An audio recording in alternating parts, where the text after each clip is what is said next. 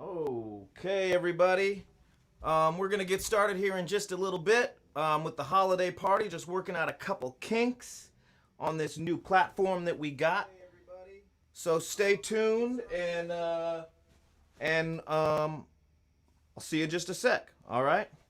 You're going to look at me live while I'm messing on this thing, but don't worry. It's all good. Just know that we're getting it set up.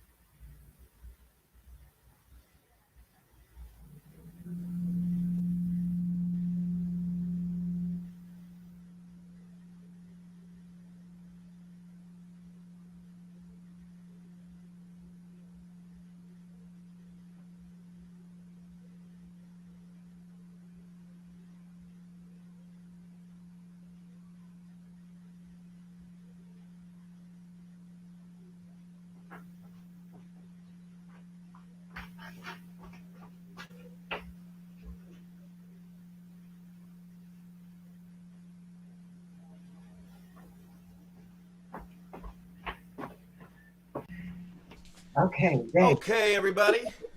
Welcome. Can everybody hear me okay? I hope so.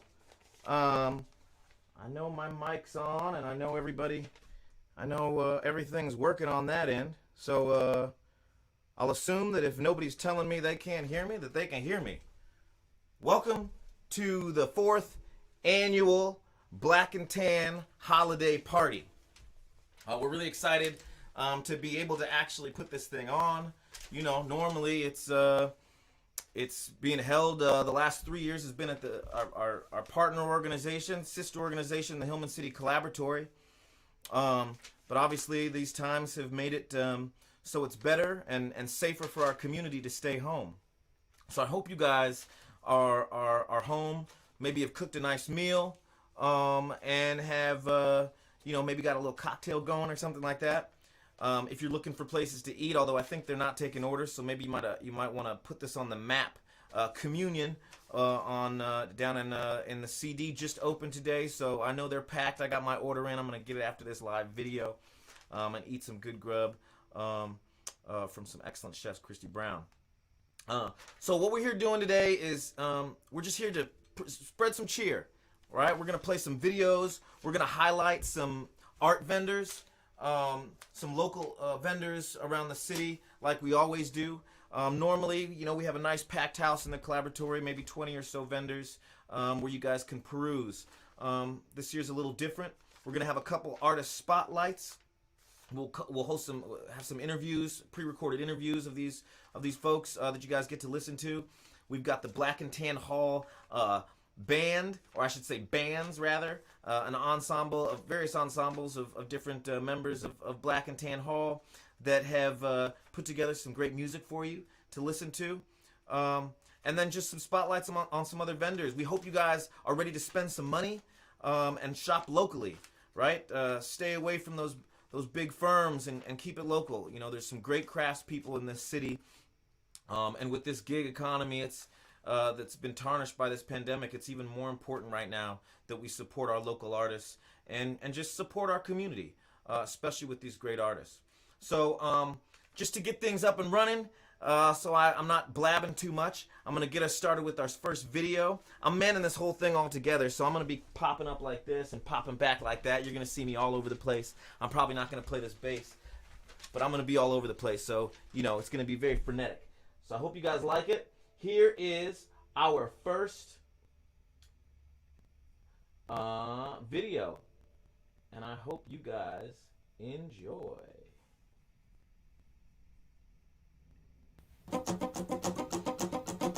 1, 2, 3.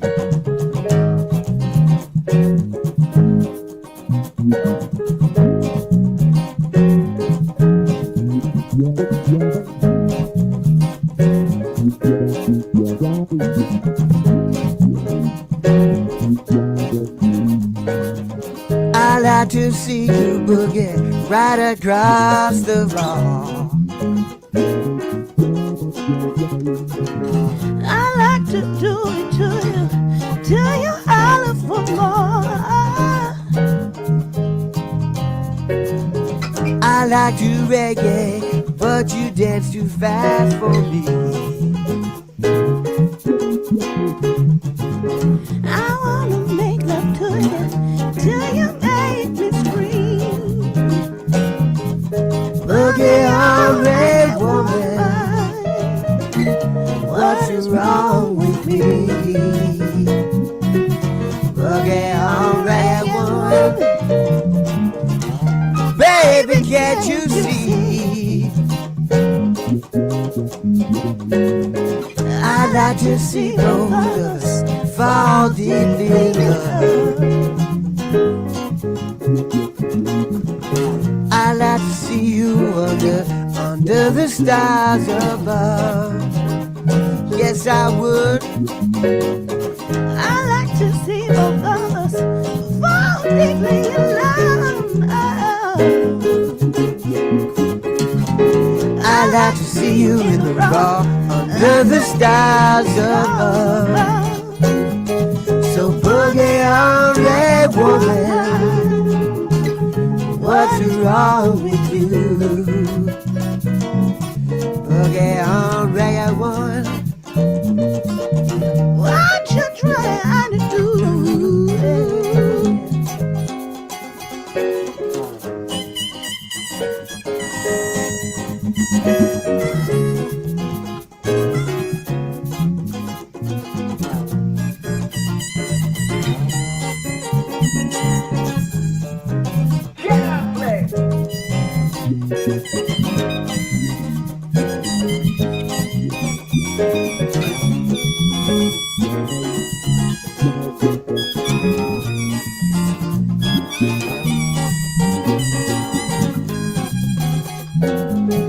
So boogie on, red woman, what's wrong with you?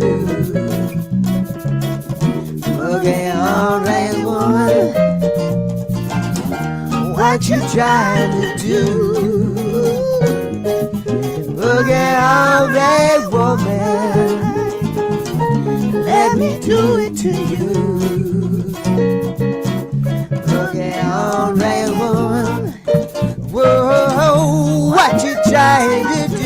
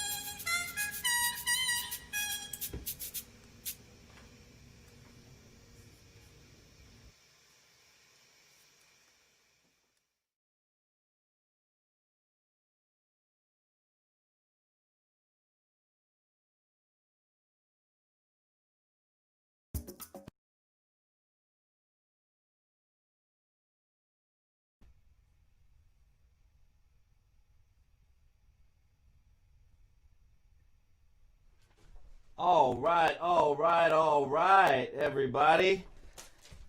Not bad, huh? That was pretty hot. I know it was pretty hot. Kind of like it made me have to change my outfit. I had to put on a whole nother outfit just because of that song. I hope y'all are feeling the same way. You know, now that we're stuck at home, I hope a lot of y'all are pushing out the couches, rolling up the rugs, and you know, just getting a little jiggy with it. Remember, I mean, na. I remember that dance. I mean, it wasn't a hard dance, but you get the point. I've been told not to talk a lot, so I'm going to try not to talk a lot. But I do want to give you guys a brief little background of who we are. You know, Black and Tan Hall started about 5 years ago. And a conglomeration of partners that got together that wanted to change the idea of what it meant to own a business, own a restaurant, own a performance venue in our community. You know, as you've seen in the last few years, we've seen the threats and actually the execution of the disappearance of venues in this city. And it's been a really hard time for the arts and culture industry in the city. And, you know, a lot of efforts are being made as we speak to curtail those devastating effects. But we thought that if we pooled our minds together, if we pooled our resources together, if we pooled our towns together, and tried to change the dynamics of what it meant to be a for-profit business, that we could come together and do something really special. We've seen a lot of obstacles and a lot of hurdles. But I think in the long run, you know, we've been able to come closer as you know, at once disparate members of the community, and realized that you know, consensus-based approaches to business are actually a thing to do, and it works. And once you spend a little time at it, it ends up being a really fruitful and fortifying experience. You know, so over the last 5 years, we've thrown events, we've thrown concerts, we've hosted events with Northwest African American Museum, with MOHI, and done exhibits to help, you know, spread the word about what Black and Tan Hall is about, but also what its predecessor was, the Black and Tan Club, which existed on 12th Street in Jackson from about 1920, early 20s to the late 60s. And so I'll tell you a little bit more about that as we go on. But first, I just want to reiterate that this is a marketplace, and I'm gonna click this little thing right here so y'all can see this little thing. I'm putting on a little thing on the bottom right there. This is a little ticker. It's a little ticker for this next person that's one of our featured interviews, Nichelle Alderson, and I had a really wonderful time talking to her. A few weeks back, she decided to take a break from all this and went down to St. Lucia. And she chose that place specifically because it was a destination that was less hit by this pandemic, and it offered her a place to kind of get away and relax and be on her own for a little bit. She has a business called Infinity Well. I'm sorry. And you can see her website there, and she's going to talk about you know, her products and her services. And I'm just going to stop talking because it's all in the interview. So I hope you guys enjoy this next interview. And here we go.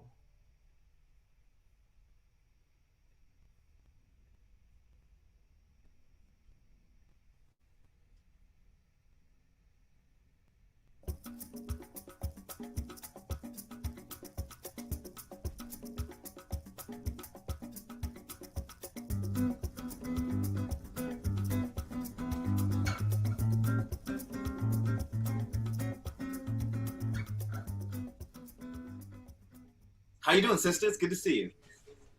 I'm doing wonderful. It's a beautiful place. It's a beautiful day. It's a nice way for me to try to rebalance myself and give myself some of the respite that I suggest and recommend to us all. And so, yeah, I'm glad to be here. Thank you for having me. Yeah. No, thank you for making the time. You have a whole slew of services that your business does, you know, from events to counseling to mindfulness-based stress reduction, nutritional therapy. You know, you're talking about holistic wellness, so maybe you could just tell us what that means to you, means to your business. Yeah, well, you know, it kind of birthed out of seeing the gaps and seeing things that I wished I had access to when I needed them. And I started my career out what I called boot camp back in 2006, doing forensic social work, where I really got a chance to see how the systems work from a different angle, and how all of the what I would consider gaps in the systems, how they impacted us as Black and brown people. And so I really, kept that in mind and kept that close to heart as I began to develop my business in a private practice and to begin to add on events and services and products that I felt like were going to, help us with some of the things we needed in a natural and holistic way that represents us, that's for us, by us, with us in mind from the first place, which is really what I was recognizing, is a lot of the services that were provided and a lot of the products that are offered we weren't thought of in those moments when those things were developed or designed. We were an afterthought a lot of times. And so, I came at the approach to my business was to fill the gaps, provide the services that I felt like were not being offered otherwise.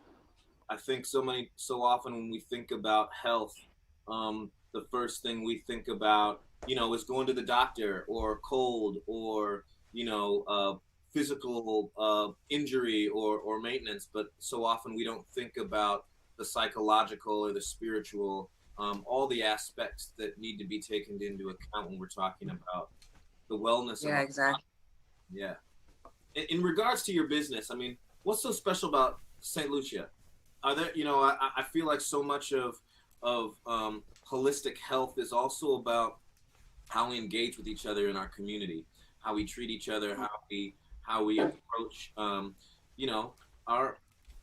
people around us. What have you noticed about, since you've been there for 3 weeks, what have you noticed about the community, the vibe, the people there that maybe is something that you want to bring back to your community here? I feel like the pace is a lot slower and more like normal human pace. I think that the people are amazing, and that, with the intentions in mind to be here for healing work, people gravitate towards you that have that to offer. And so those who have had a chance to engage with have come with that flavor. They'll make recommendations for things that, I'm already are on my mind, and, suddenly they're suggesting things. And so it's kind of that human interaction and intuition, I think, that gets shared, and people are really in need of the services that I offer. And, I'm not really willing to burn myself out, but there's a lot of work to be done. And so, I try to remedy that by hiring and building a team of holistic practitioners to kind of help meet those needs, and, beginning to scale and grow and learn business differently. So this is also giving me a chance to learn from other business owners, connect with people, get fresh ideas, that I can bring back, and hopefully, I believe in put my own spin and flavor on everything. So whatever I bring back will have me with it.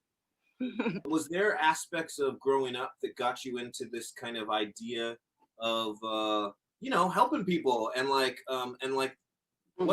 laid those building blocks for you to get you down this road? Yeah, I'm pretty sure I've been a social worker all my life. I remember being a young kid, wanting to be the one to hold and open the door, and just being willing and wanting to be helpful, or, really interested. Still am, I'm still this big kid at heart, where I'm like, oh, look at this thing. And, I want to touch it and smell it. And I, have ideas for what it might be useful for. And oftentimes I'm right. And so I think it comes with some intuition that came with the packaging. And just my passions and interests. I love being out in nature. I love, culture and art. I also love stillness, so I don't move at the fast pace, and I don't think our society makes space for that always. Here's just kind of like a little bit more existential, maybe philosophical question. How much of what you do is taught? How much of it was absorbed? How much of it was intuited?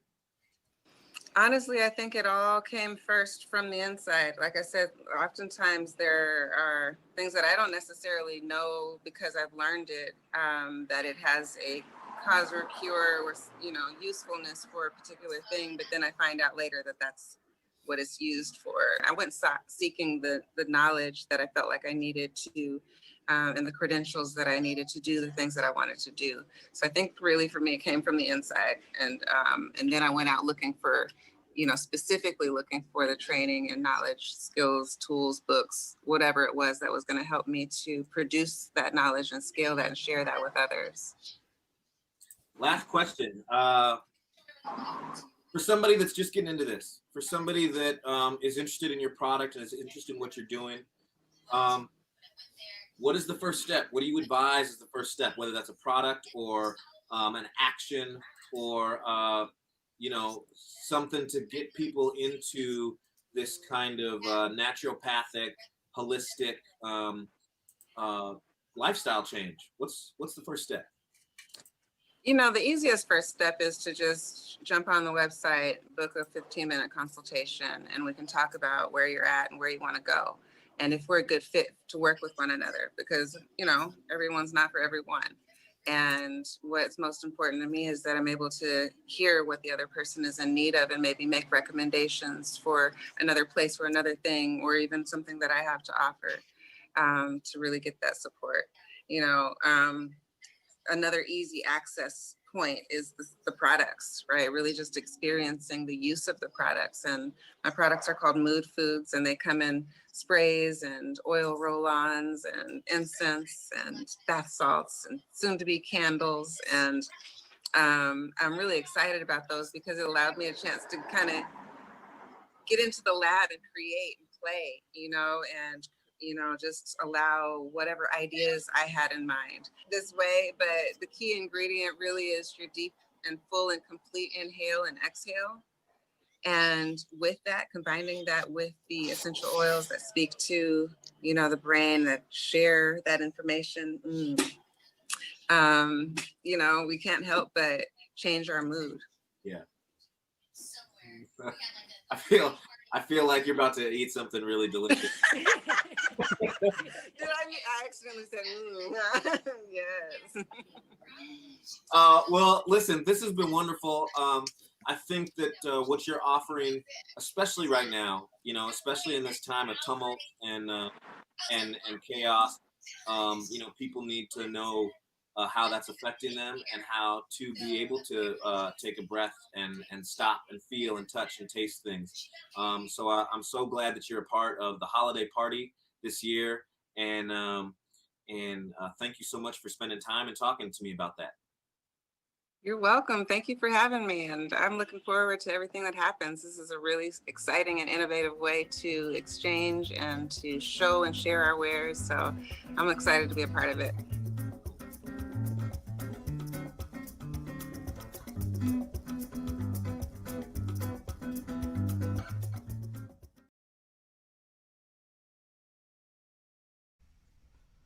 Okay.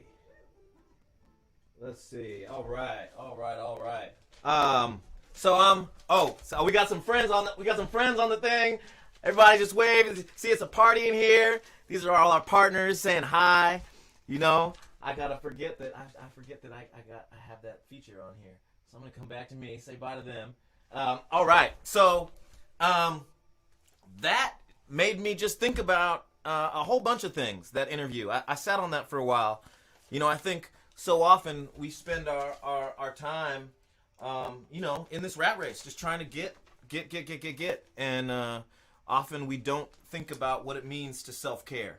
We don't think about what it means to put on your smoke jacket that you found at a thrift store in Pennsylvania, in some small little town that's got little coffee bean prints, and say, you know what, I'm just going to treat myself with a glass of wine and whatever it is, put my feet up, hang out with my cat, do whatever it is that you need to do to treat yourself. And I think now more than ever, we've realized how much that can be a duress on our body and a duress on our family and a duress on our community. that we just need to take time for ourselves, because it's when we are our best selves that we can be our best selves to other people. So, please check out her shop. I'm going to do one more little ticker tape so you guys see what she's doing, and you guys can check her out. She'll be back in the country in a couple more weeks. So, get a hold of her. She's also got a whole team of people that she's been building up over the last year or so that can help out. It's quite a robust operation that she's got going. So check that out. And also find a way to just make little changes in your life that allow you to self-care. I think one of the things that we found in our Black and Tan Hall partnership is how to look out for each other.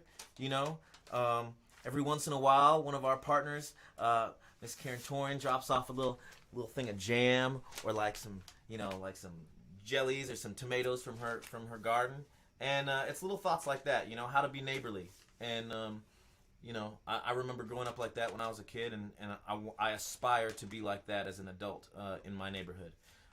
So think about that.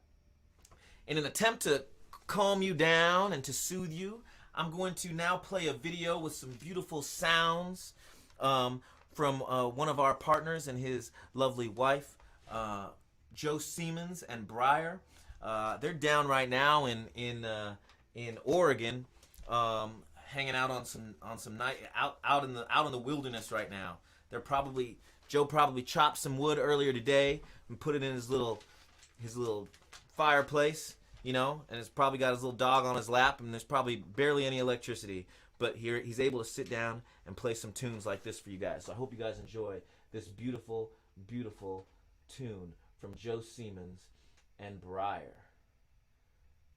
Here we go. Here we go. It's coming at you. And we are live. Okay.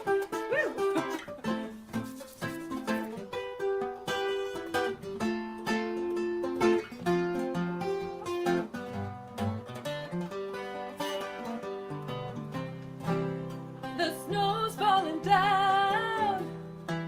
I'm watching it fall. Lots of people around. Baby, please come home. The church bells in town are ringing a song. What a happy sound. Baby, please come home. They're singing Deck the Hall, but it's not like Christmas at all. I remember when you were here and all the fun we had last year. Pretty lights on a tree, I'm watching them shine. You should be with me. Baby, please come home. They're singing Deck the Halls, but it's not like Christmas at all.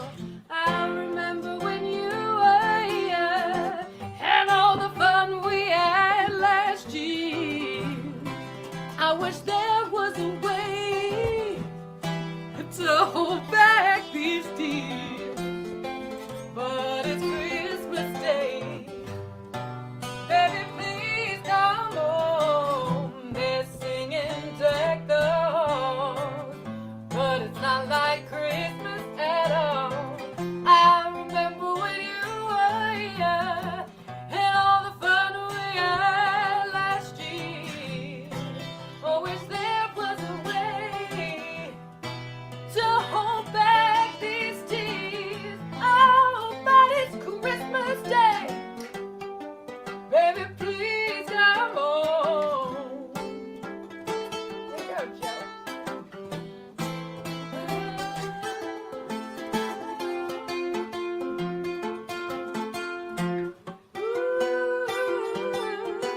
Come home.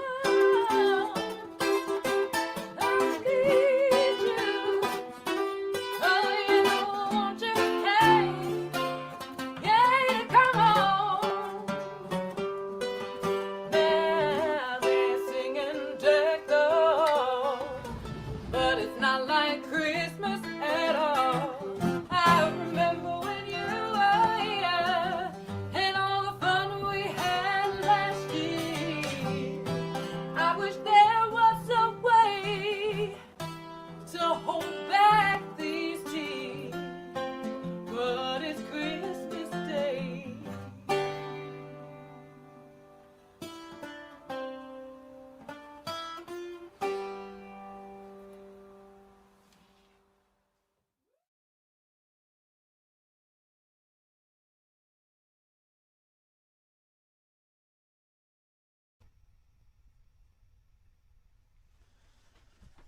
Isn't that lovely? Ah, gosh. Don't you just want to be out in the middle of nowhere where your dog just comes with you everywhere and you just kind of play guitar and sing and it's a good life. You know, I hope that in this craziness that we've experienced in this year, that people out there have hopefully amongst the chaos and certainly hardship that this brings have been able to find a little bit of quiet and a little bit of peace and a little bit of time to reflect, maybe read a book, learn a new skill. I know that there are a lot of people out there suffering all around the world, and so it's really important to pay attention to that for sure. But also do again that self-care. Notice that I have changed yet again. I have an outfit for just about every person. I'm going to not change for this next one because it's just a short little segment. I don't have time and I don't want to get caught with my shirt off in front of you guys on the entire YouTube. I've been walking every day, but I haven't been walking enough where I feel comfortable to show off my one pack, because that's about all it is right now. Anyways, this next person that we're gonna bring up, I've put down on the little ticker tape right there, Jade Chan from Dime Designs, and she has been a part of our Good Jobs Fellows, and you know, one of the things that one of the programs that Black and Tan Hall has started, that we started last year, and this is our second envoy or of it go around, is this program called Good Jobs Fellows.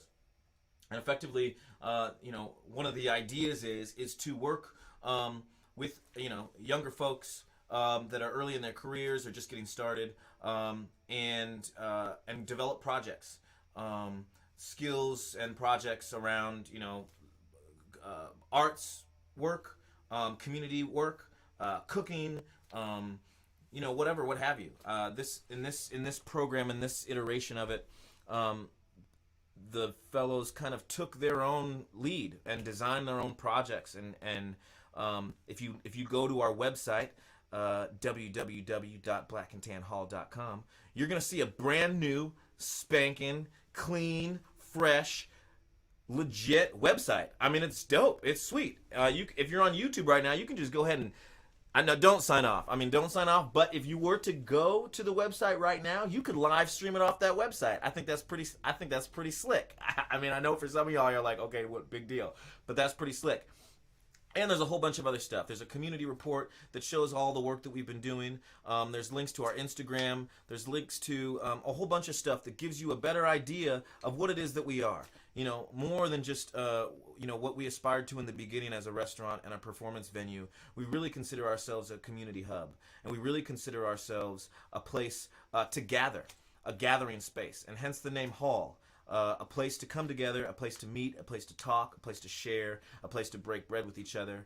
And you know, this new website is kind of our first iteration to this first unveil of some bigger news that we hope to unveil to you pretty soon. So I'm going to quickly just bop over here to this little video that shows you a little bit more about Jade Chan and the absolutely beautiful work that she creates. And what's really special about her work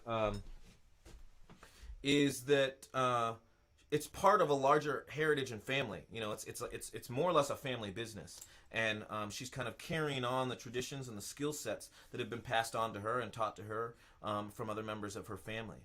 And I think that's just such a beautiful thing, and I know so many of us do that in so many different iterations in our community.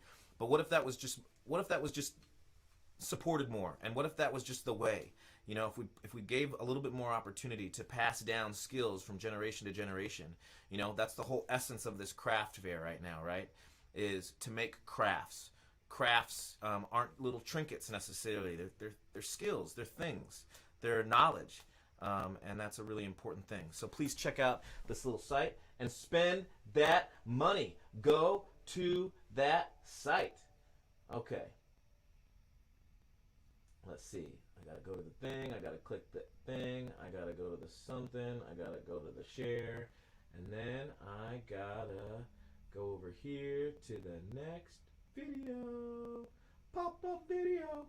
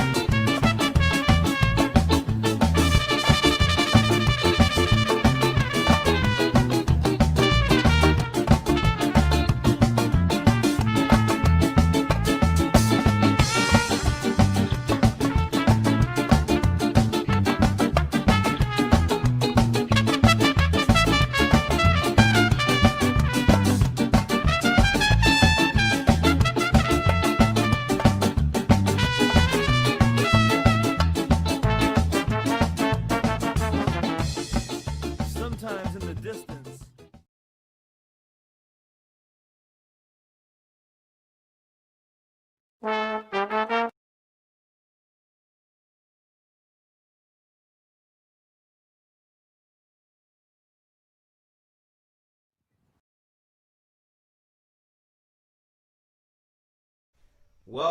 Welcome back. Wasn't that sweet? I mean, geez, Louise, that was some beautiful work. I hope you guys clicked that link immediately right now and got up on that. Some beautiful stuff. I saw some copper, which is kind of like my steez. It's kind of like my thing. It's good for joints. It's good for joints. If you're out there, you're looking for like a functional jewelry, you know, something that can help you out too, not just look good, because we're not going out really right now, right? But like, if you wanted to like put on some jewelry at the house and be like, you know what, I'm also doing a little self-care. I'm gonna keep coming back to that self-care thing. The other thing I want to mention is this shirt that I'm wearing, Jazz Ed. I think one of the things that we're trying to do and we're just trying to be a part of is this community. There are so many things going on in this city, helping young people, helping old people, helping all people. And I think one of the things that we got to make sure that we do in this moment of solitary confinement, more or less, is to reach out and make sure that we're supporting the people and the organizations and the crafts people and the stuff doing great work. I've had the pleasure of working with Jazz Ed for a couple years now, and as much as I do not like Zoom, because I'm a neophyte when it comes to technology. As you can see, I'm kind of like juggling all this stuff. It really is cool that these kids are putting up with this right now and are still making every attempt that they can to learn something. And I think that's really, that's a really powerful thing. As much as I want to complain about getting on Zoom, I mean, this is a once in a centennial event, right? Obviously, the flu that happened in 1919 or 18, there wasn't the internet. So, but all I'm saying is that to be able to get on a computer for however many hours a day and still go to class is a triumph. And I appreciate the programs that are trying to make fun programs for our young people out there. Anywho, so what's up next? What am I going to talk about here? Black and Tan Hall. I'm not going to talk about anything. I'm going to play you a video. Spend that money. I want to give you a little more time to linger. I got that ticker tape on Jade Chan and her designs, so I'm going to give you a little bit of money to soothe yourselves and buy some cool stuff, some gifts. And while we do that, we're going to listen to the sweet, sweet, sweet sounds of dimes and quarters. Another Black and Tan Hall ensemble band. is going to sing a nice little holiday song for you, using our technological advancements in the world right now. So here we go.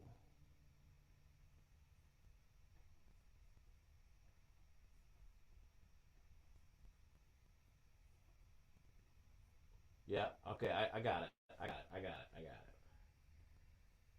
Here we go.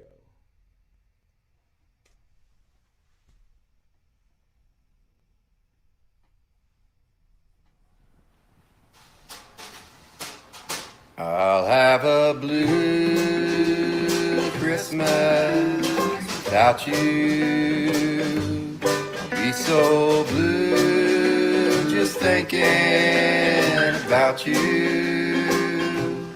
Decorations of red on a green Christmas tree don't mean a thing, girl.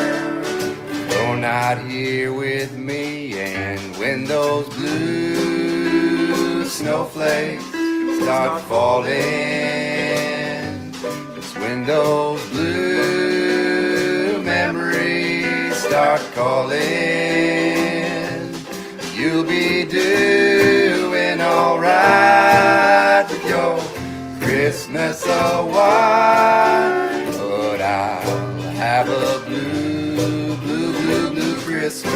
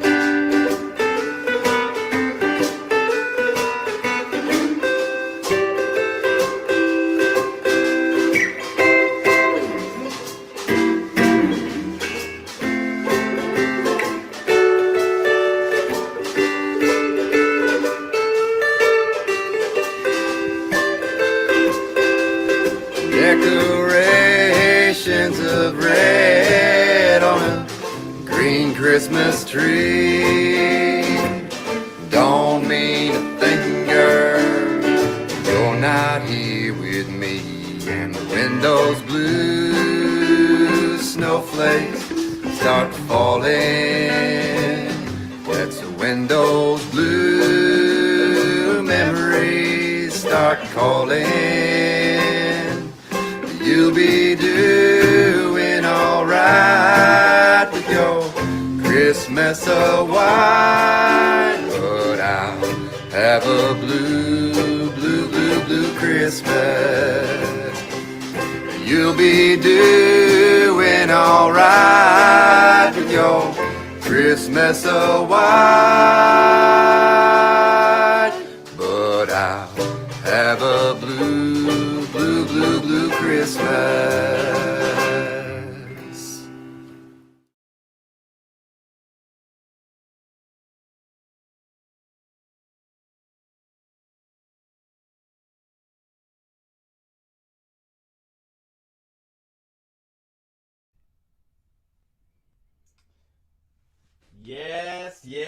Yes. Wasn't that good?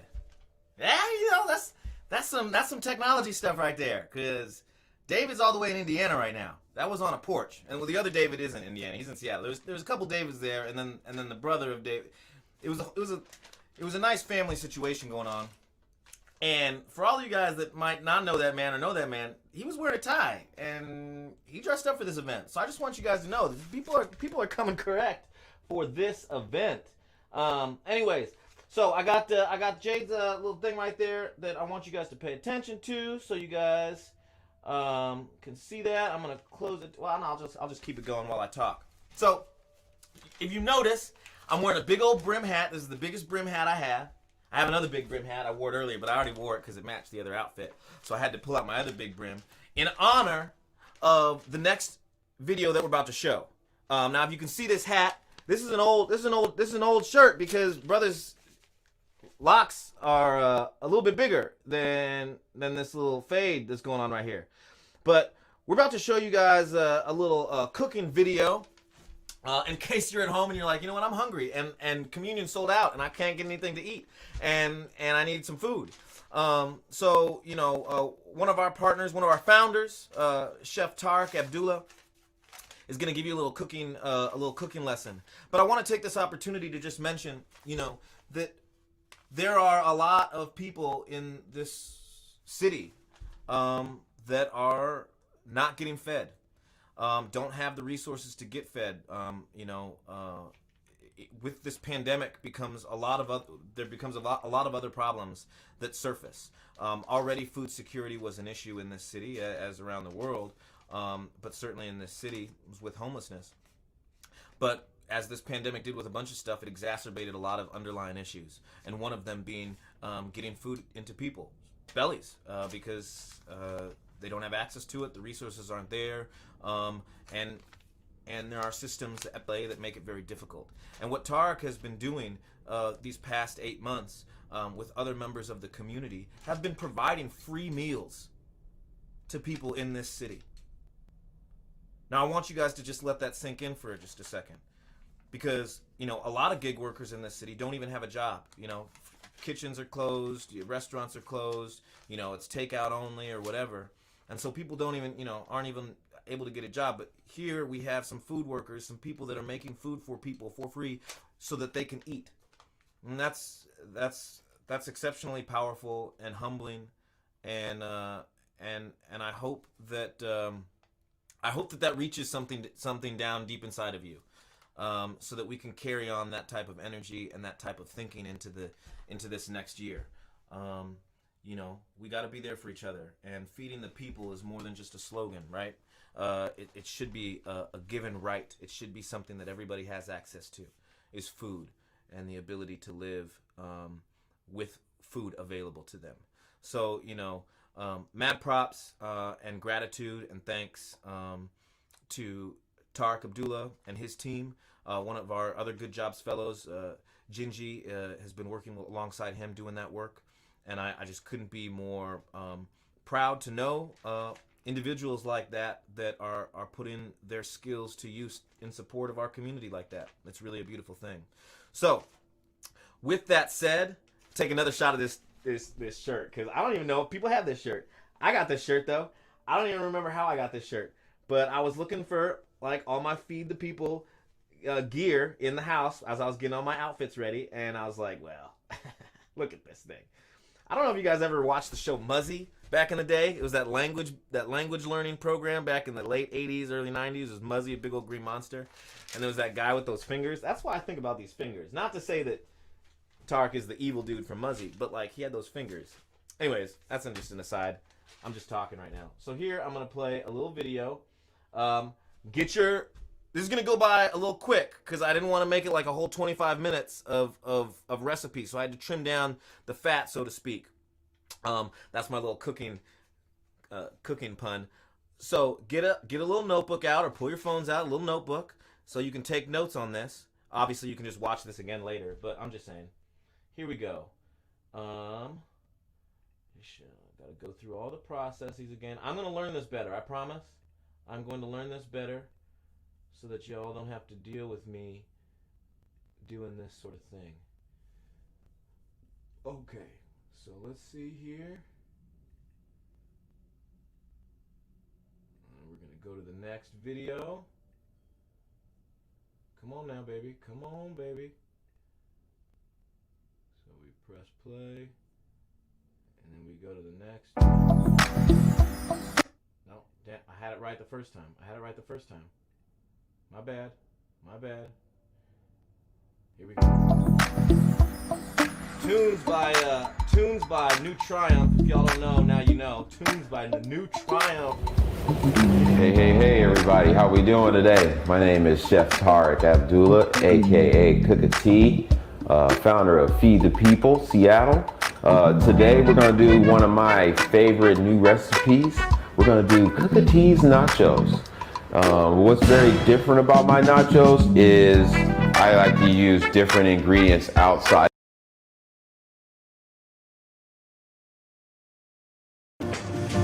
If you manage a team, you have to try Monday.com. Monday.com is a platform to track everything your team is working on. We use it for all our projects: marketing, product development, HR, creative productions. I love Monday.com because it's totally customizable, and that's something. Coming back at you. I'm gonna just start it all over again. Don't worry. You're gonna hear a little sneak about that later. Don't worry about that. It's coming. It's coming at you. Don't worry about that.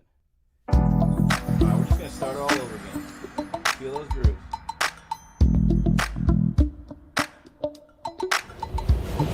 Hey, everybody. How we doing today? My name is Chef Tariq Abdullah, a.k.a. Cooka T, founder of Feed the People, Seattle.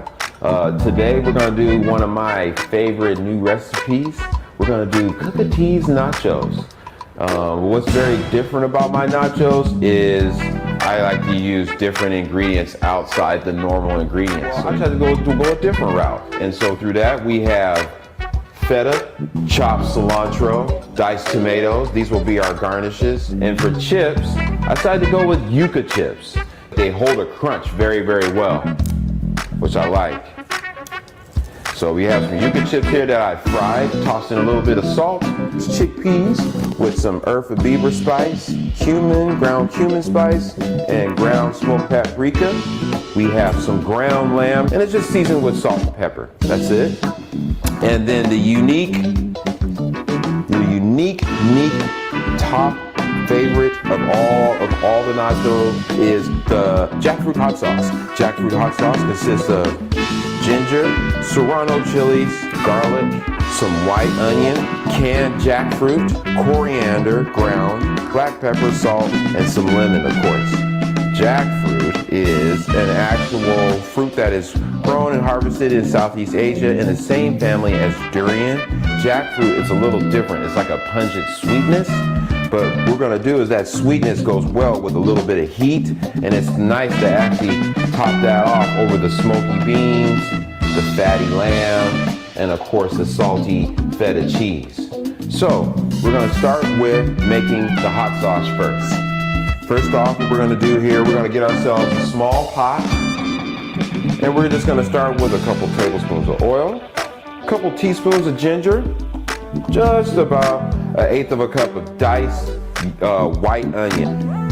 And then we're just gonna put that on the stove, and we'll put that on medium heat.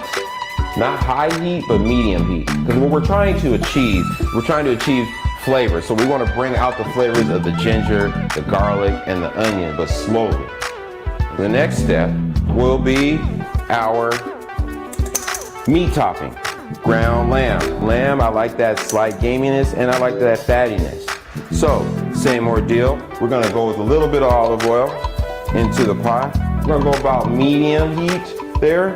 One thing I recommend is that you do not start with a cold pan, putting anything into a cold pan. Allow your pan to warm up first, because once you put anything into a cold pan with oil, what ends up happening, it just soaks up all the oil. That's what we don't want.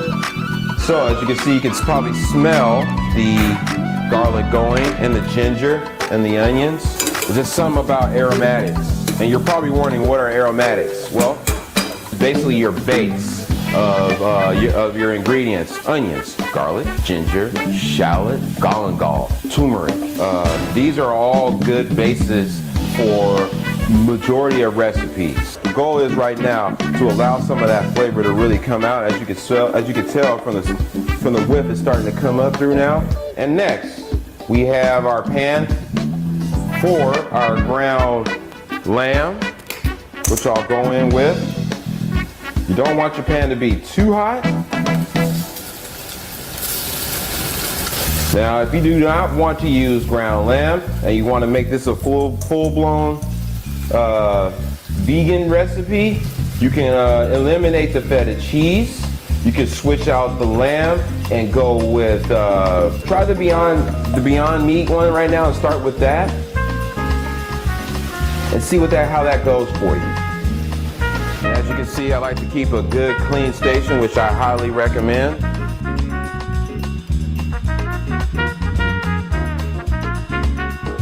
We're now going to go in with jackfruit.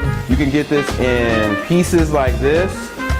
They come in the can with liquid. Eliminate the liquid. It's too sweet. Or you can buy it shredded. I like to I'm just going to add it all in. Along with our Serrano chilies. And those are 2 of those with the seeds. So I'm going to put a lid on that to create some steam and allow that to all break down. And now we're going to check up on our lamb here. Looks like it's doing pretty good. And no, it doesn't have to be a sports day for nachos. Chickpeas. What I like to do, same ordeal. Get yourself a small pot. We'll go with the remaining garlic. We'll do a little bit of ginger, why not? Just put a little bit in there. Of course, some onion. And just let that go until that comes together. Okay, as you can see, our lamb is pretty much just about done.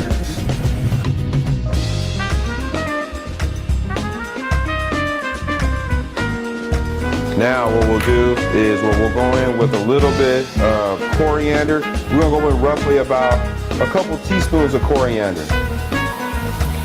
Okay. A pinch of salt to help break down that jackfruit. And then we'll check on that and we'll taste it at the end to make sure it comes out right. Let's go a little pinch of pepper. Okay. I'm just gonna add a little bit of water. And we're just gonna add just enough to allow everything to come together, come to a boil. It'll break down a little bit. Our lamb is now officially done, cooked all the way through. And that was roughly 6-7 minutes, honestly, 6-7 minutes. Before we add our chickpeas, we'll start off with Urfa Biber, which is a chili, comes from Turkey, has a nice heat, kind of resembles tobacco, chocolate, maybe a hint of raisin. I recommend we're going with a tablespoon of that. We'll go with a couple teaspoons of the cumin, and then we'll go in with roughly about a teaspoon of smoked paprika.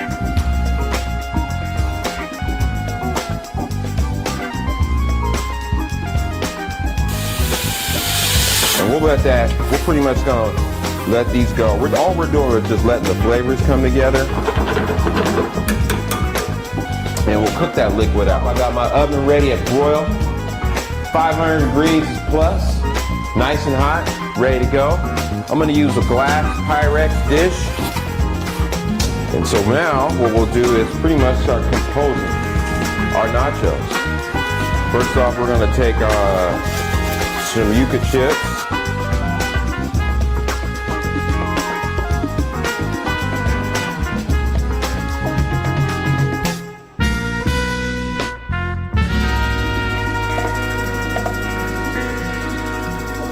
Now, our hot sauce, as you can see, they broke down a little bit. So, what we'll do is blend it.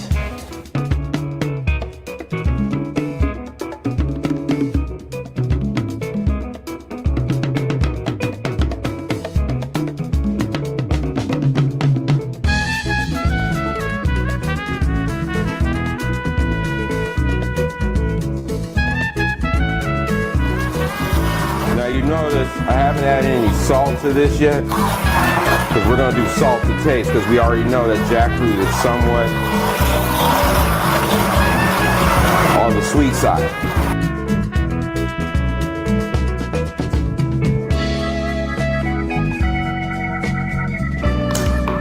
Now let's check up on our nachos, see how they're doing. That cheese should be melted. It's been about 4 or 5 minutes. Oh yes. Nice. Look at that. Look at that. Look at that. Okay. Now before you apply your hot sauce, what do you want to do? You want to taste it. It's important to taste. Taste is of the utmost importance.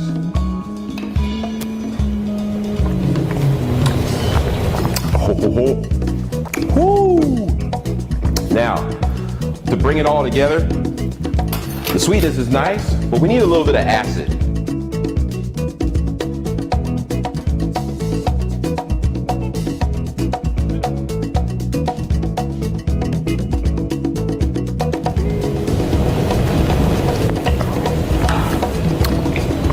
Oh, nice. That's nice. That's nice. That's really nice.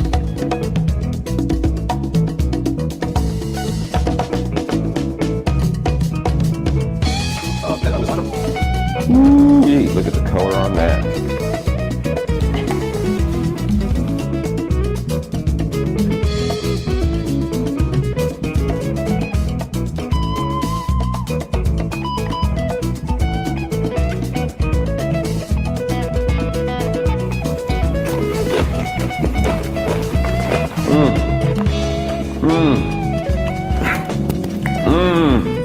That is so good. That is so good.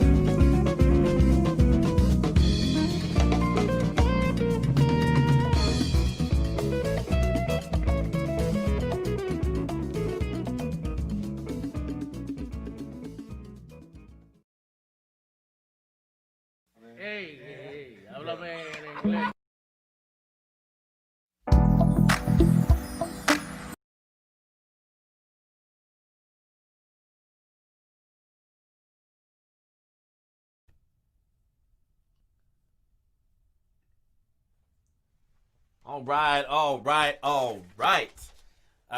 So that was pretty dope. If you didn't know about that jackfruit, now you know about that jackfruit. Don't get it confused with that breadfruit. But they look the same. Well, I'm not going to talk because I'm probably going to be wrong. Somebody's going to comment. They're going to be like, blah, blah, blah. Anyways, thank you, Chef T, for that wonderful demonstration on how to make some really delicious nachos that are different from your normal nachos. I think we all grew up eating those Velveeta cheese nachos. I certainly grew up eating those Taco Bell nachos. So it's really nice to know that there is a better option out there for those that like finger food like myself, but maybe don't want to eat Taco Bell anymore. Although there's always a time and a place for Taco Bell. You know what I'm saying? Anyways, I want you to notice that I'm in a new outfit. You know, you can never have too many furs in the closet. You know what I'm saying? You can't never have too many furs in the closet. You know, sometimes I feel like Cedric the Entertainer in this thing. You know, I need to roll out and something like that. Also, if you didn't know about this, you know, I'm just pulling out T-shirts in the closet. This is the National Museum of African American Music. It is going to be opening in Nashville, Tennessee in June. It is finally a music on the contributions of African American music to this country. That's pretty spectacular. If you go to their website, you might see me do a little lesson on the banjo and I can't even reach there. The bones and the spoons, ancient rhythm and percussion instruments. Anyways, I'm gonna just stop right there. I'm gonna get a little more talking after this next little round of people. We got two vendors that I want to promote next. I've put them both in the little ticker below. The first one is Nikki's Niche Designs, and she's got all kinds of cool stuff. A couple years ago, I bought an apron from her. She uses a lot of like African print designs for things. She's got fans. She's got purses. She's got dresses and pants. She's got head wraps. She's got I can't even do it. And then the next person that I'm gonna put up is Sage Soul, and this is gonna be another. Excuse me. This is gonna be another opportunity to get some homemade health products. So like soaps, lotions, rubs, those types of things. She's got some really good looking products on there. I'm looking at that charcoal rub. You know, there's this really sweet massage place up north that's got a charcoal room. You can sit in a charcoal room and it does something special to you. I don't know exactly what it is. It takes out toxins or something like that. But anyways, I'm just saying, look at that charcoal bar. It's pretty hot. It kind of looks like this jacket, you know, black on black on black on black on black on black. Okay, here we go. I'm gonna play this here for you. Get your checkbook ready. And here we go. I gotta get over. Just give me a second, y'all. Just give me a second. You know, we want to go to the next. We want to go there. Hey, háblame en inglés. ¿No? Yo no entiendo nada de inglés. Si me van a hablar, háblame en español.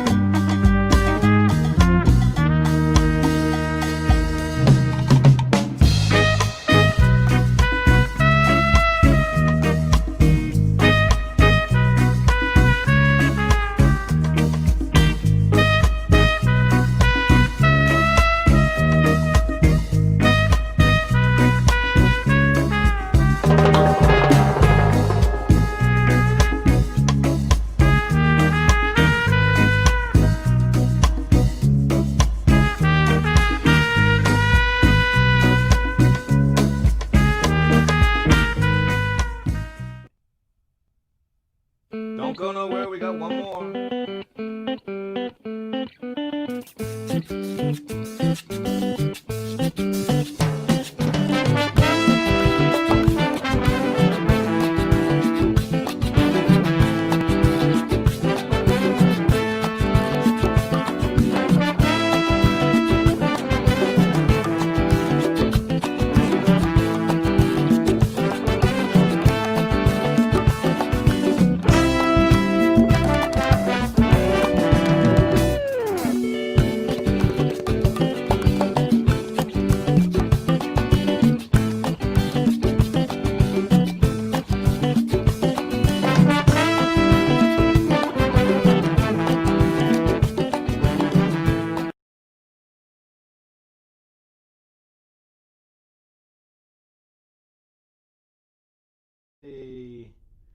Pretty cool. There's some of our partners. Look at those smiling faces. They just bought some goods. I tell you right now, they just bought some goods.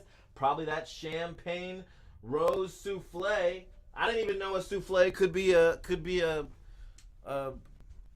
product like that. I thought a souffle was only edible. And who knows? Maybe that product is edible. But don't trust me on that. Just buy the champagne rose souffle and rub it on your skin. Looks good. Looks really good. Effervescent, bubbly, probably. I would bet. I would put my money that it's pretty bubbly, or it feels like that. Anyways, neither here nor there. We are a little pet. We got a couple more vendors here left for you. We got a couple more music videos for you guys. I want to really thank you guys for all sticking it out and hanging out with me on this Saturday night.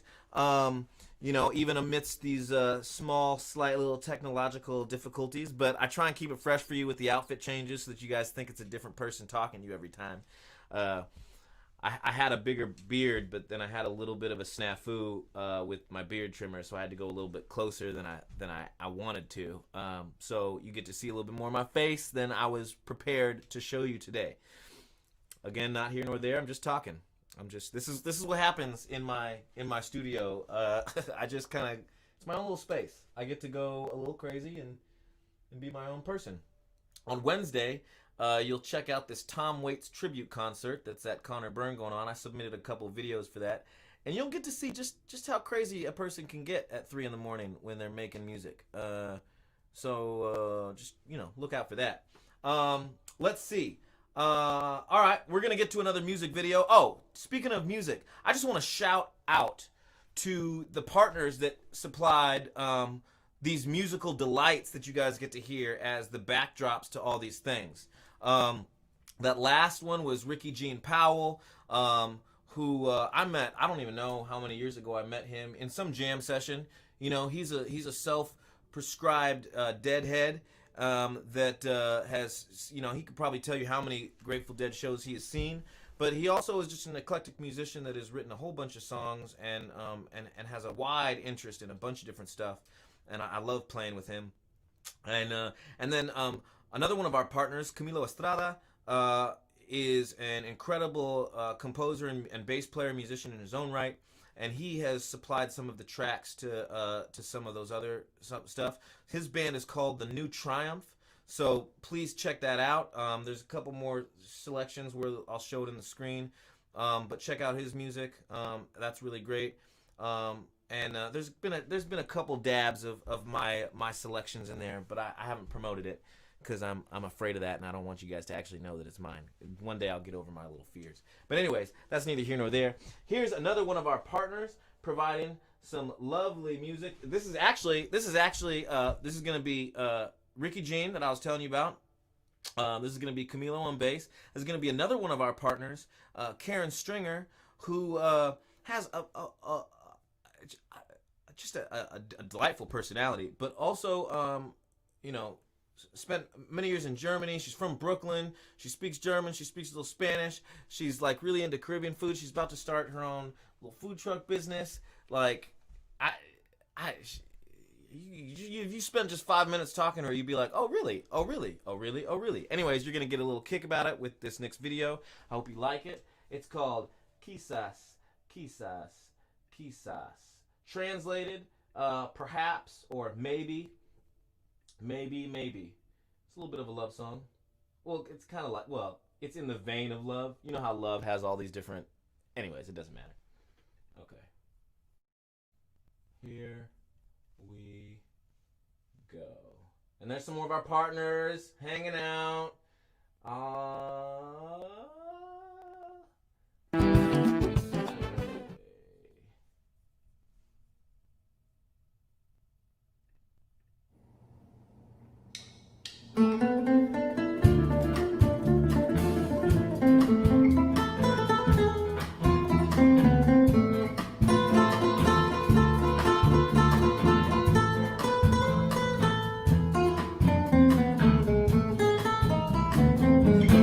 Siempre que te pregunto que cómo, cuándo y dónde, tú siempre me respondes, quizás, quizás, quizás.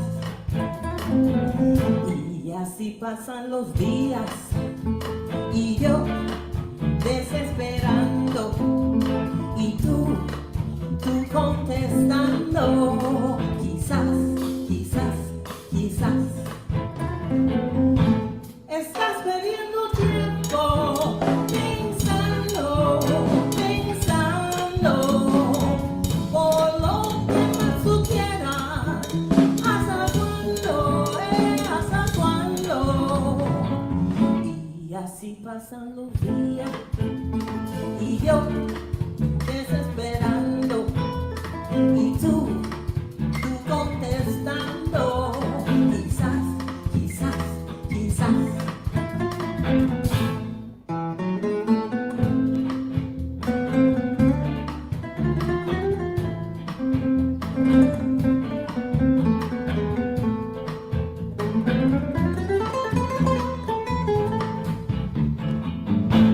Estás perdiendo tiempo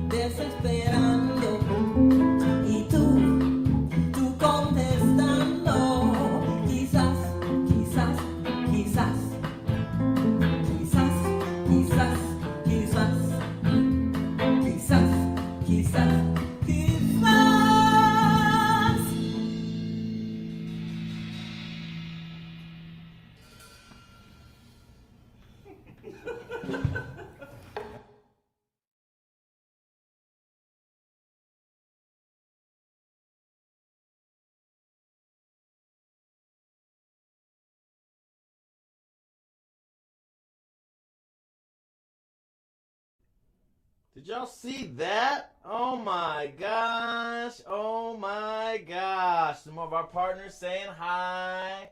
Okay. Well, actually, I want to make sure I add Maria on that poster. There she is. Okay. Some more of our partners there. Here we go. All right. All right. Now, I don't know about y'all, but that made me need to put on a little bit of sparkly something or other. I had to like, I was like, you didn't know I had those.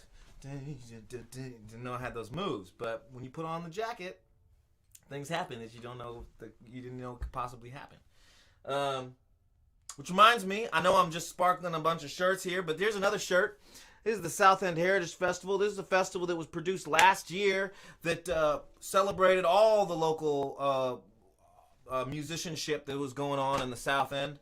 And it was sad that we weren't able to do it again this year. It was in Columbia City and Hillman City, and it was a nice outdoor venue. We had multiple stages and multiple venues working together that we could all walk together and listen to music and buy art. And one of these days, it was basically the holiday party, but on a random day in July, outside, over the course of blocks and not just in the thing. So, one of these days when we get back into our spot, it's going to be really beautiful to celebrate like that again. So I look forward to that. What was I going to say? Oh, and I know you guys were probably like, wow, that is some incredible video production. Who could have possibly done that? The dancing little screens and all that stuff. Well, you were probably just like, wow, that's like some 22nd century stuff going on right there. Yeah, no big deal. That's just something I picked up. So just if you need a video made, just holler. Trying to raise up my game, step up my skill set. So anyways, that's all I gotta say about that. Anyways, next up, I'm gonna put her little ticker tape down below. This next artist spotlight, I was both of these artist spotlights was just such a pleasure to just sit down and talk to people that I respect about the work that they do, about the art that they do, how they get to how they produce it, how they think about it, how they process it. So much about these interviews. Started off in my mind as like, okay, well, we're going to talk to them for like 5 minutes or something. They're going to tell us about the products and then they're going to move on. But, so often you, especially when you're by yourself, talking to yourself all the time, which I normally am, you start talking to somebody and you start asking some questions and you really get some insightful and really beautiful messages about the process of art. And I think often we don't think about, as a consumer, we don't think about that process of art. What goes into it, what it takes to make it, aside from the actual physical, tangible aspects of it. Just the mental space, how to create something in your mind before you're actually able to put it down onto music or paper or metal or jewelry or a canvas. And so these experiences to talk to these folks has been really enlightening and lovely. And so I hope you guys enjoy this next interview. I had a really good time talking to my friend Eve Sanford about this. So up next is Eve Sanford with her business, Evolve, Revolt, Repeat. And here we go.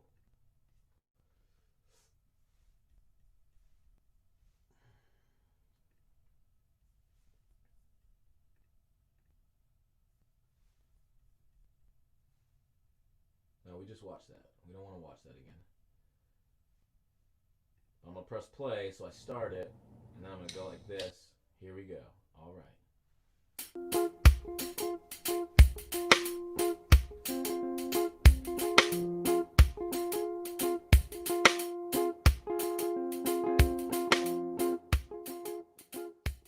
So welcome, Eve. How you doing? I'm good, man. How you doing? Thank you for having me.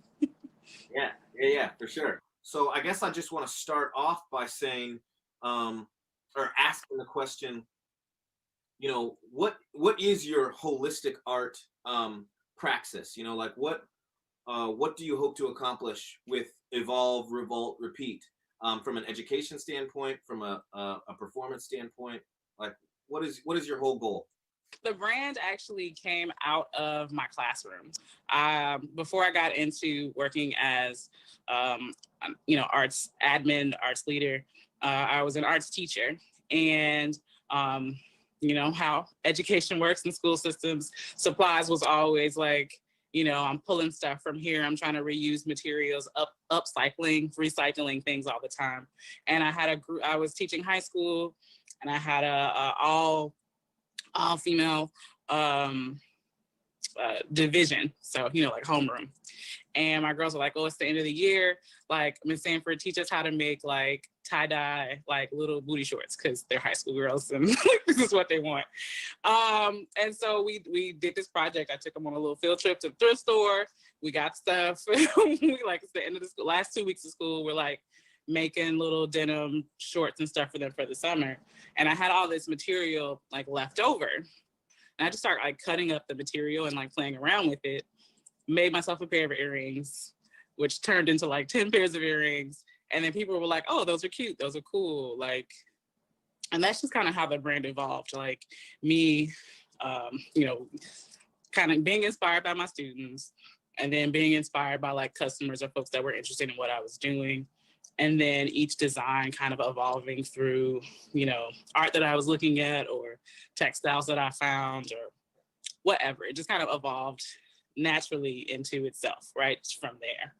And for me, just like after leaving teaching and moving more, going to grad school, moving into a more admin space where I'm kind of further away from art making myself, the brand has just been a moment for me to continue to explore creating. It connects me just to that practice, and just centers me in the work that I'm doing now as more of an arts advocate and, a leader in this institution and a person who hires creatives and gets creatives resources. It just connects me to the practice so that I'm not just like living my life as an admin and not in tune with what it still feels like to make things. So often art needs to be spontaneous and reactive. And I think that's a really beautiful lineage of how you took this thing that just kind of fell into your lap and turned it into like a business. Well, yeah, a business. Well, and a philosophy too. Yeah. Which is pretty cool. Speaking of that, you came from Chicago's Fine Arts School. You got your master's here in Seattle as a teacher, but also as an admin. How do you translate or like use that skill set and that experience to affect the art and the art practice that you're doing?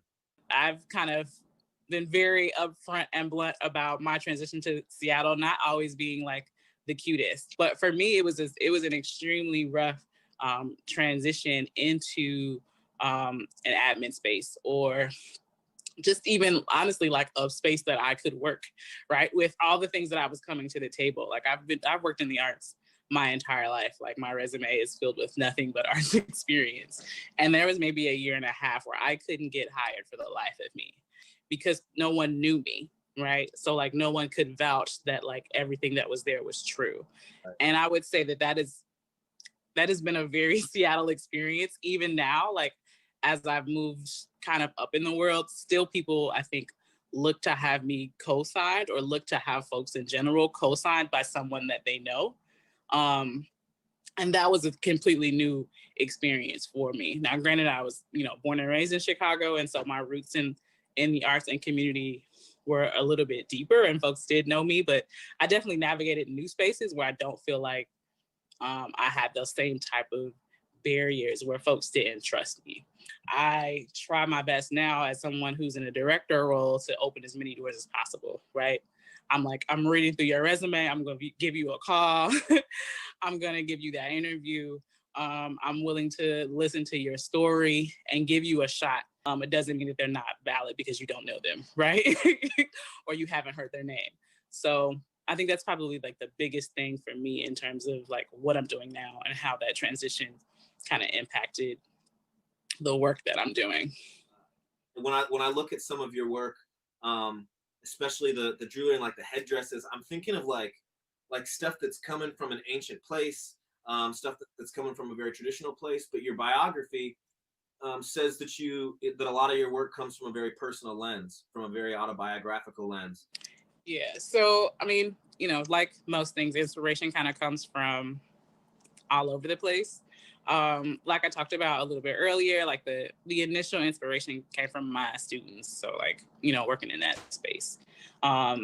So that's where just how it started with working specifically with the material of denim, right? I think it's a very traditional, like American, I feel like, fabric to work with, which I think also really interesting because literally all I'm doing to that very traditional American fabric is like bleaching the color out of it, creating my and using it as a canvas to do my own thing, right? And I think in many ways that's really like a metaphor for my existence, like as a Black creative, like taking my life and whatever opportunities that I have and like tearing them up. You know what I mean? Tearing up the systems that I, you know, have to navigate and kind of making my own space and making it beautiful in my own way, making it work for me. Also, everything that I'm using is like upcycled, recycled. I'm not buying new materials, right? I'm using, you know, my dad's old jeans, a lot of my dad's old work jeans. Yeah, so I'm using, you know, my family's things, right? And just making them beautiful.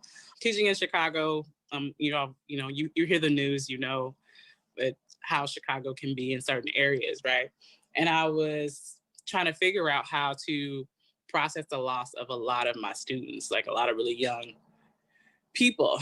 And I would think a lot about the altars that we would create when somebody is gone, right? Like we put up these fancy balloons and candles and gifts, or we like walk around and we get these like, I don't know, it feels like a very Chicago thing or maybe Midwest thing, like the airbrush t-shirts with like all the like vinyl letters, and it's just like rhinestoned out, and it's like this beautiful expression of this person, right? And I was like, wouldn't it be dope if like we got that while we were walking around? Like if I didn't wait until the traumatic loss of a student to like put something on that represents how beautiful that they are, or give them something that they could see personally and wear themselves that represents like how they inspire me, or how I think that they are strong or capable.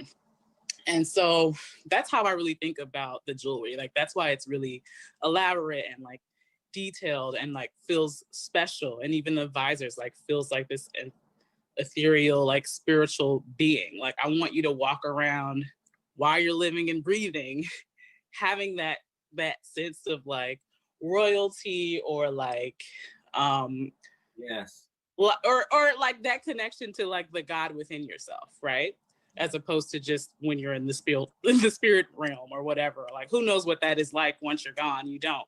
But like, what does it mean to kind of tap into that and like navigate the world as this, I don't know, celestial being. And that's kind of where those visors come from. I don't want to wait until like some special occasion. Every day that I get to wake up is a special occasion that I need to just like wake up and flex, you know? Like, yeah. That gives me goosebumps. That's really beautiful.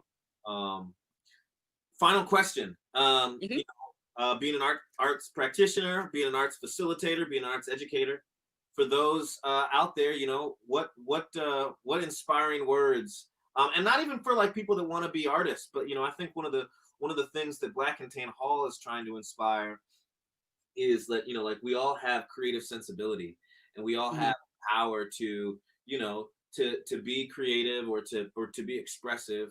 What's some parting words, or like just something to get us through this season and this time of tumult right now, in terms of like your message of evolve, revolting, and repeating? Yeah. I mean, in a sense, it's in the name, right? And so evolve is, you know, continue to grow, right? Like learn new things. And that's how I look at life. That's how I look at the brand and everything. Revolt for me is just like, don't get stuck. So like continue, of course, to grow, but don't just find one path and get stuck in that zone and never branch out. So like learn something, but also like don't be afraid to revolt against that that thing that you learned and you thought was sacred, right? Don't be afraid to step outside of that box and try something new. And then of course repeat, grow and change and grow and change. Perfect. Yeah. That's great. Well, listen, Eve, thank you so much for spending time with us. For all you guys out there watching, her website is evolverevoltrepeat.com. And thank you so much for taking the time to talk to us about your work and your art. No, thank you for having me, man. This is dope. Cool.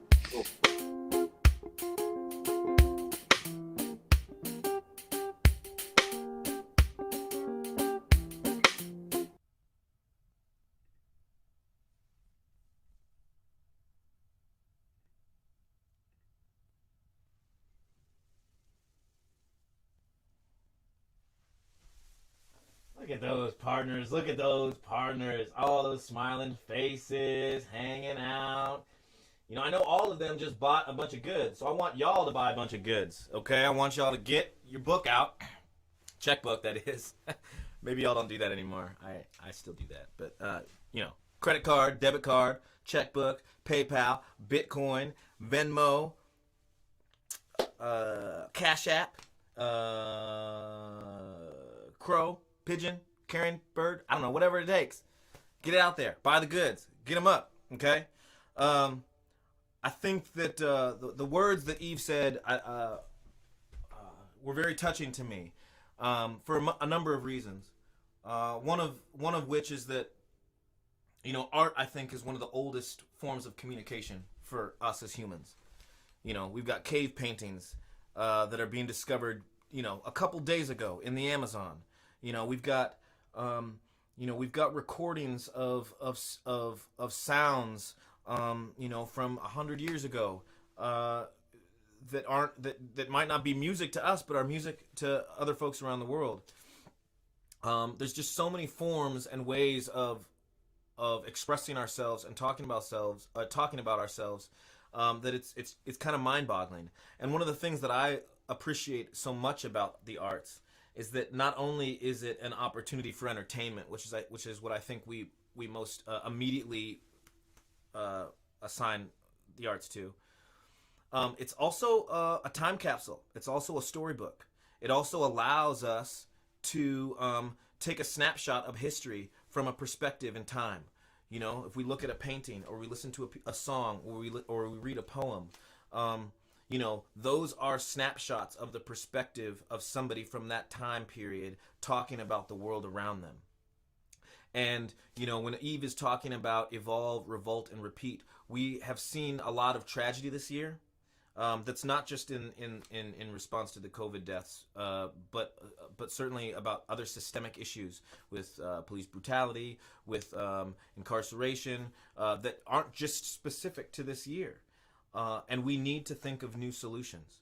Black and Tan Hall was built with the idea that we can create a new, better way to do business that places people over profit and still allows us to be profitable, and allows us to spread and share that profit and those and you know, those benefits with our neighbors and our community and our family. You know, so, you know, when I wear a shirt like this from Got Green, we're talking about, we're not talking about politics. We're talking about evolving. We're talking about taking, you know, revolting against this thought that we had of ways that we need to do it, and like saying, well, maybe we need to take a little sidestep and shimmy over to the left so that we can take a step forward. You know, and I think that's the most beautiful aspect of expression and art, is that it gives us an opportunity to reflect and question the thoughts that we had before it, that we had before, and see what new things can come out of it. You know, so thank you, Eve, for those really inspiring words and those really sage words. And with that, I'm going to play you another song, and this is Aisha is one of our partners, and she's just got a voice that is out of this world, and she sings a song that I think is particularly poignant for what I just discussed and how Eve ended off. So listen to these beautiful, beautiful sounds of Aisha and then Camilo. Camilo's been on like all Camilo's been on like all the all Black and Tan Hall videos, and that should be a lesson. That should be a lesson. If you're looking to be a musician that's gonna get gigs, you should be a bass player or a drummer, because everybody's looking for a bass player and a drummer. You're gonna get a gig if you're a bass player or a drummer. Now, granted, I'm not paying Camilo anything, but you know I love you, brah. You know I love you, brah. Okay, here we go. Here's the next song. This is a song written by Alan Stone called Unaware, and it's beautifully done by the lovely Aisha Brooks.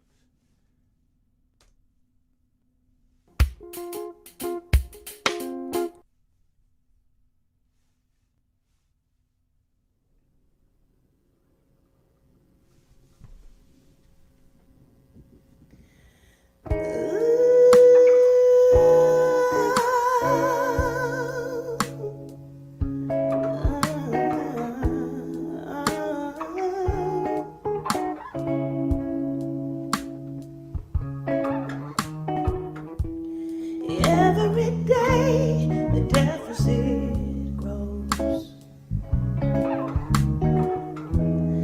You spend more than you own. Papa always said to me,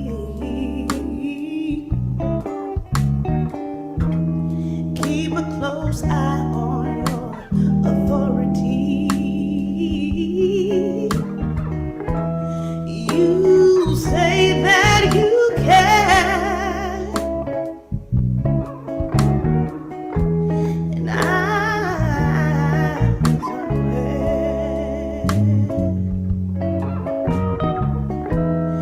You say that you can, and I was unaware. All you do is push, hold it. Can't we stretch it any farther? Push, hold it. Can we stretch it any farther? Push, hold it. Can we stretch it any farther? Push, hold it.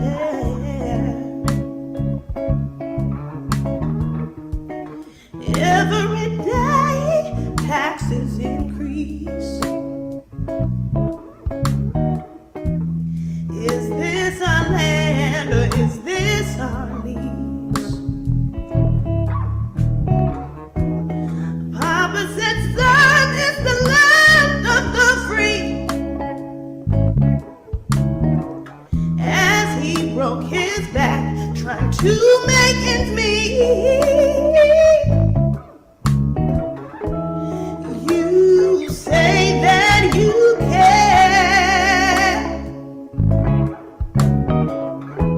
and I was unaware.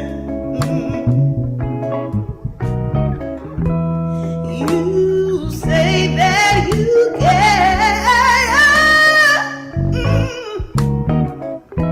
and I was unaware. All you do is push, pull, tear. Can you stretch it any farther? Push, pull, tear. Can you stretch it any farther? Push, pull, tear. Can you stretch it any farther? Push, pull, tear.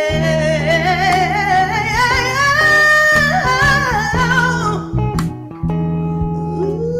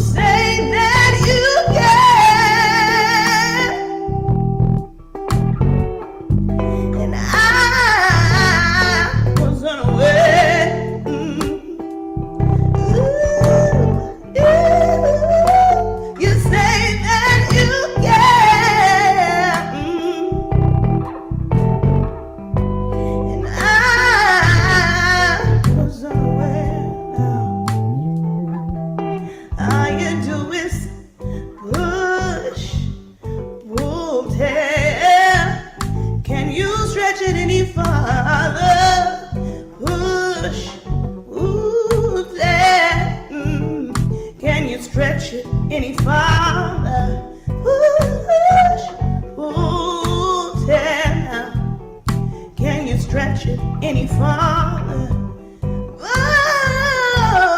Bush will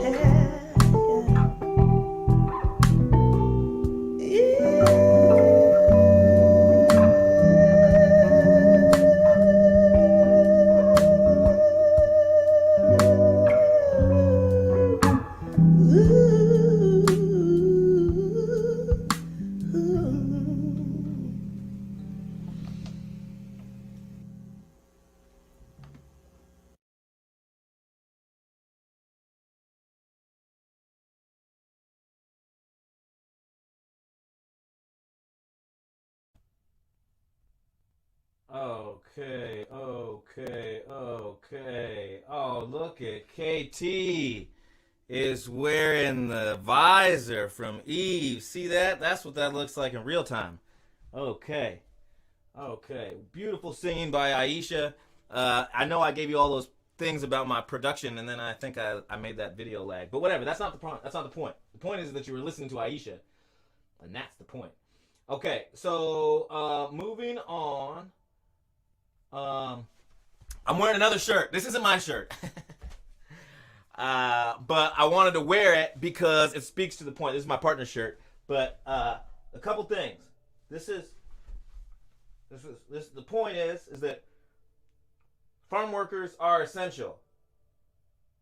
You see what I'm saying? You hear what I'm saying right here? You guys feel me on this? Okay. So, okay. I know I got my people cheering. So, farm workers are essential. I don't even know if I need to like explain that anymore, but like all of y'all are eating because people right now are working, and they're working really hard, and they're working all day, and this has been happening for time immemorial. And I think more than anything, we need to make sure that we are highlighting the systems that people benefit from, and making sure that the structures that folks are working under are better and the best that they can be, so that everybody can live an equitable, sustainable, profitable, fulfilling life. I want you to also take note of the mask wearing. The mask wearing. We are in month whatever of this thing. If we could just put on some masks and just wear them and go out into the world sparingly, but with a mask, we can listen to music together. I can ask you to dance, which I want to do. I want to ask you to dance, because I like to dance. But I need to do that in a safe space. And in order to do that, we need to get there. We need to protect ourselves so that we can protect other people. So please wear your masks. Please support organizations that support farm workers. Please support organizations that support our food systems. And making sure that food equity is on the top of your list of things that we need to support. Because like I mentioned with Tarek, we need to, this is a basic human right. And we need to make sure that we are supporting basic human rights above anything else. Okay? So, with that said, I have one more, I have one more vendor to highlight with you guys. We're going to do a little video. This is another balms and lotions and soaps and stuff like that. She's got some really cool products, and they are in, I'm going to put it in the chat, or not in the chat, but on the little scroll ticker tape thing that I was talking about. Okay. So this is DeWanda Evans, and she's got AH Lip and Body Butter. Body butter. Say that. Say it right now. Say body butter. Now, first off, alliteration is already sexy, but then when it's body butter, I just... oh... Get on it, okay? There's some mango stuff. There's some pineapple stuff. There's some banana stuff. There's some apple stuff. There's all kinds of stuff to rub on your body that smells delicious. And, again, I don't want to tell you to eat it because you shouldn't eat it, but it's going to make you want to eat. It's going to make you want to eat. I'm going to leave it right there, okay? So here we go. Here's another little video. And I don't know who the music is for this. Oh, I think this is some small little band called honeysuckle rye that plays jazz standards, as I think who these guys are. So here is the next video.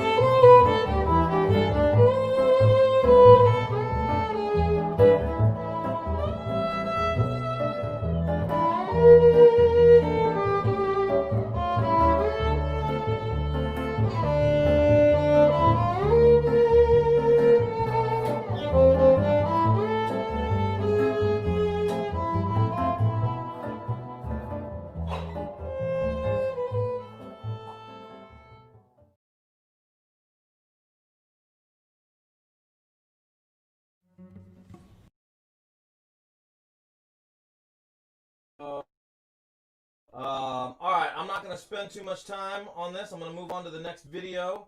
Yeah. Let me go back to that because that's great. Whatever that was fantastic. Let's go back to all of that body butter. See all that? You're getting all upon yourself and you're doing all this stuff. Yeah, that's really good. I really like that. Okay. So we just got a couple more videos for you. Again, I just want to thank all the vendors that showed and have their goods up. We've got Sage Soul Beauty. We've got Infinity Well with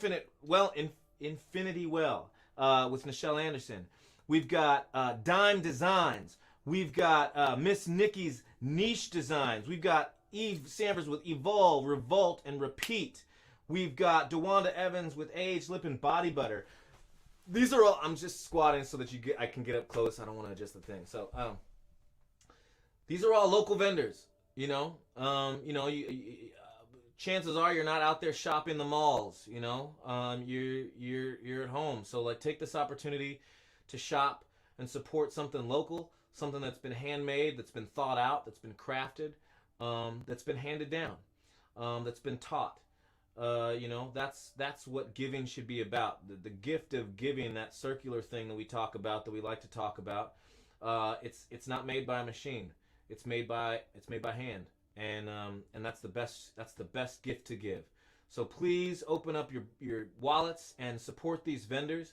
I want to give a big shout out. I got a couple more videos for you, but music videos. But I want to give a huge shout out to all the musicians that have contributed their craft to tonight.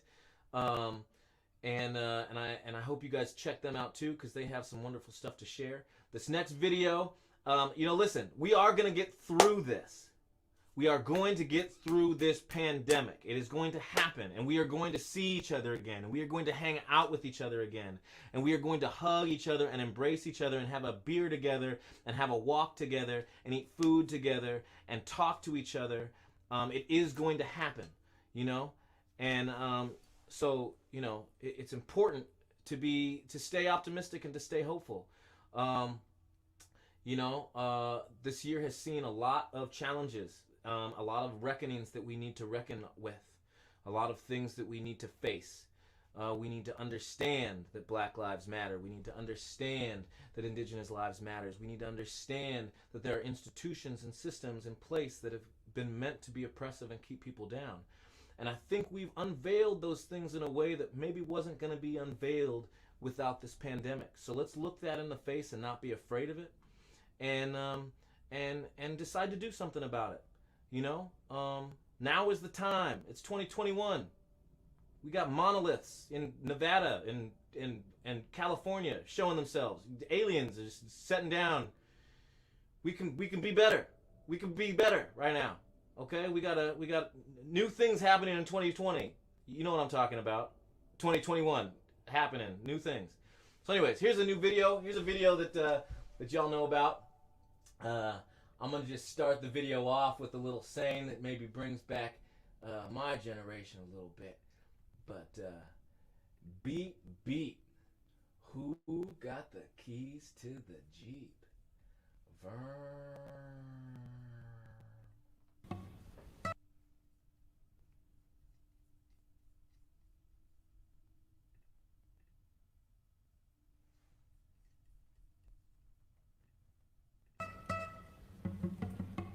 I can't stand rain against my window, bringing back sweet memories. Hey, window pane, do you remember how sweet it used to be when we were together? Everything was so grand. Now that we're parted, there is but one sound that I just can't stand. Can't stand the rain against my window,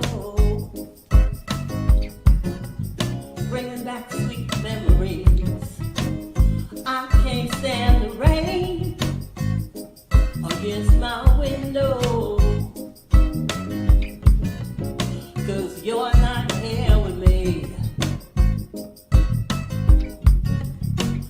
Oh, the empty pillow where your head used to lay. That pillow's got some sweet memories, but like the window, he ain't got nothing to say. Rain,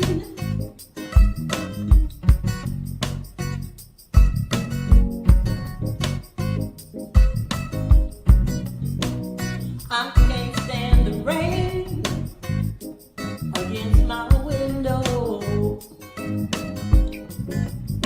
bringing back sweet memories. I can't stand the rain against my window. It keeps on haunting me.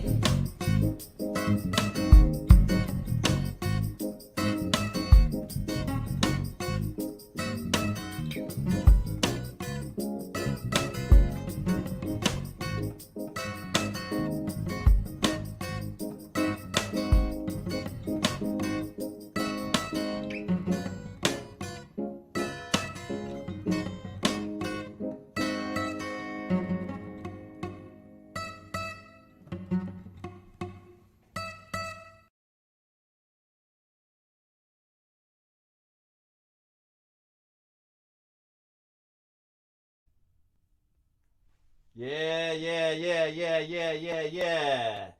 All right. Oh, somebody's drinking. Okay. Whatever. We're all adults here. We're all adults here. Okay. I don't even know what that says. Good beer. Stronger community, bigger dreams. What's up with that jacket, fool? What's up with that jacket? Oh, What's see, up you with know, that jacket, fool? See this? Oh, this is a little something. This is a Bring little it. something. Bring You know, it. no big, Bring no it. big deal. You know, I'm just flossing. You know, I'm just getting ready for the new year. You know, I'm just getting ready for the new year. You know, this is super fly though. This is shining. I was gonna get a trash bag and make like that whole Missy Elliott outfit that she did, but I just ran out of time. So, you know, I'm sorry that y'all missed out on that opportunity to see me. You know, I was about to Timberland it all up in this place. Anyways, I was about to knock over my bass probably. Anyways, that's not the point. We have come to the closing of our show, everybody. I'm just going to quickly do a quick little banner so that you get everybody's banner here, down here. Write this down. Send it to your people. We got Eve with Evolve, Revolt, Repeat. You know, check her website out right there. We've got Sage Soul Beauty with sagesoulbeauty.square.site. Check her out. She's got some great stuff. I'm telling you, that charcoal bar. I'm about to get that charcoal bar. Did you see that thing? That's what's on. Champagne souffle. What? We got Nichelle Alderson with Even Wellness. live infinitely well, you know, not just products, but services. And, you know, I think a really great opportunity to start 2021 with a fresh approach. You know, kind of like this jacket, you know, it's just walking. Okay, anyway. We got Jade Chan with Dime Designs, that beautiful, beautiful, beautiful jewelry. Just wonderful stuff, and that it's legacy, you know, that's handed down, I think is really beautiful. We got Miss Nikki's Niche Designs. She's got bags, she's got fans, she's got clothes, she's got all sorts of stuff, and it's really beautiful. It's all handmade, it's all original. It's really great stuff. And we got DeWanda Evans with AH Lip and Body Butter. Body butter. Say it again, just say it. Body butter. You can say it all different types of ways. Body butter. Body butter. If I get my radio voice on. Body butter. Anyways, I'm getting silly. It's whatever. Anyways, this next song, brought to you by Black and Tan Hall. This is our 4th annual holiday party. Please check out our website. We'll have some really cool updates for you in the coming weeks about programs, about things that we're going to do in the next year, just some really big steps. I'm really excited to share all this stuff with you, as so are all of our partners that you've seen here. I'll show them again real quick. They're going to just say hi to you guys right now. See all these beautiful, beautiful ladies here saying hi, you know, just hanging out with all of us. Yeah. So, you know, please stay in touch with us, and please just stay in touch, celebrate, say hi to your neighbor across the fence with a mask on, you know, cook some good food. We'll have this thing up on our website so that you guys can go back and listen to the beautiful music and get references for all the things. This next song, we're going to bring us back to our lovely couple that started us off earlier. Joe Siemens and Briar, and they're going to take an old English folk song. Actually, it can't possibly be English because it's like a different language. So maybe it's German. It's got to be German. It's definitely German. It's most certainly German. But then they redid the words to adapt it to the new times. And you can check out their websites. I think it's joebanjo.net and briarsings.com or briarsings.net. Remember the new Triumph, Ricky Jean Powell, you know, all this incredible music. Thank you all for hanging out with us tonight. Hope you guys found some good gifts, and peace. And I'm gonna close you guys out right now. Thanks for hanging out with us, y'all.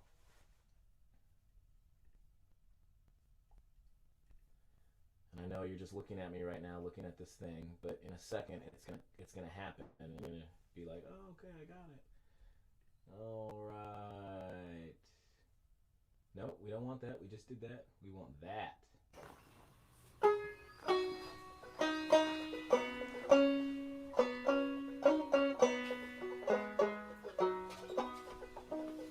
One day Corona will be past, our mask left behind. We'll hold each other once again. No fear will come to mind. No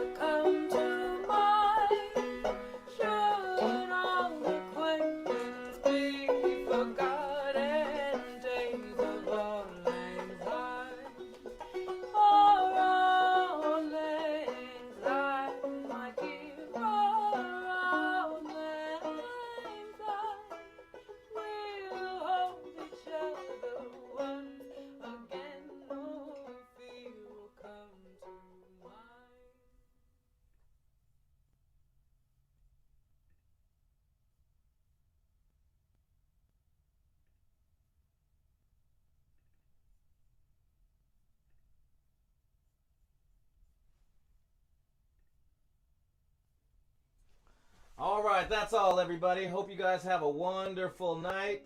And no, see, now I'm playing on the thing. Have a good night.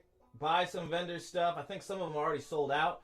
So come back in a week and get some new stock. Put it on your Rolodex or whatever you use these days. And happy holidays, everybody. See you later.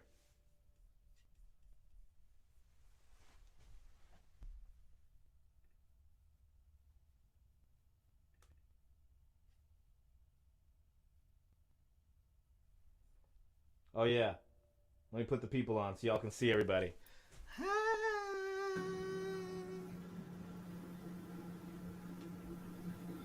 All right, I'm closing this thing down. Peace, everybody.